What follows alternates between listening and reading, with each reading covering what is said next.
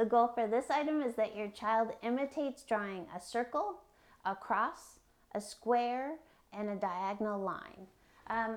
When you're trying to get them to do this, a really great way to get them started is to have the paper up on a slanted board or even up on the wall.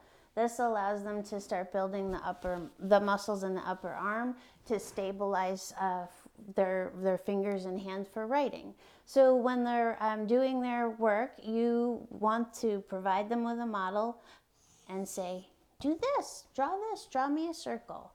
So for this one, for you to the child to move past this item, you can draw the item and then say, draw this, and then they would draw it next to you. So a great way to teach your child to do this is draw it first, and then have them trace it. So you would hold their hand and be careful that they're holding whatever utensil they're holding with the 3 fingers. I would recommend when they first start drawing and writing using broken crayons that are about this big, because that forces them to pinch their fingers together and hold it properly and gets those muscles nice and strong. So if they have their tiny crayon, you're holding their hand over it and you go whoop, whoop, whoop, whoop.